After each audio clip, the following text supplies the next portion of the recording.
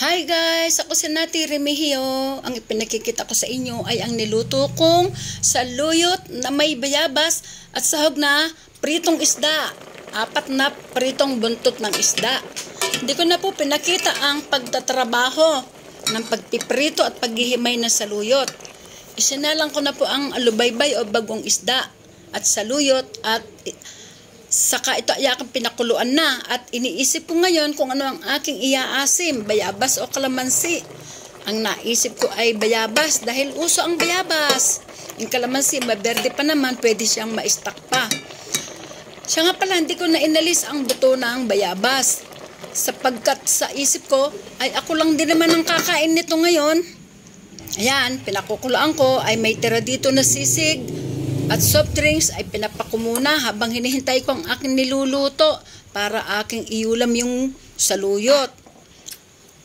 Yan, patingin-tingin ako samantalang sila yari ng kumain.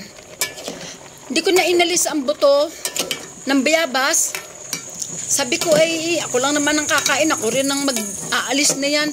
At yung tinik ng isda, hindi ko na rin inalis. Malaki naman na ako, kaya ko na yan himayin sa isip ko, wala namang batang kakain. At saka nag-aapura nga pala akong magluto. Yan, sa panahong ito, uso ang bayabas ay malangaw din po. Sa mga nalalaglagan ng bayabas, malangaw po. Ayan, pasaglit-saglit kong hinahalo para hindi manutong ang ilalim ng niluluto ko. At pag naglasang tutong yan ay hindi masarap.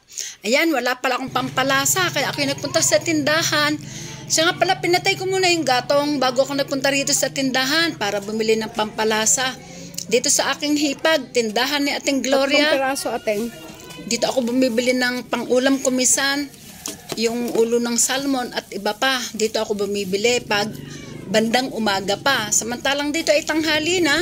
Yan, paubos na ang kanyang tinda. Ayan, laki ng tali ng talbos kamote. Kahit anong pampalasa pang ibigay niya ay okay lang sa akin. Yan, 3. O, sige. Ayun, 2 klase ang kanyang binigay. Sabi ko kasi 3 bibilin ko eh. Yan, ang kapal lang kanyang tinda. Nakapamili na siya. O yun, binuhos ko na ang pampalasa at siya nga pala, binuksan ko na muli ang aking lutuan. Yan, konting halo-halo na lang. Hindi ko na yan nilagyan ng asin. Kasi may alubaybay na at konti ang sabaw na aking nilagay. At sa totoo lang, sakto po ang lasa niya. Saktong-sakto ang asim ng bayabas at ang alat. Sakto po sa lahat.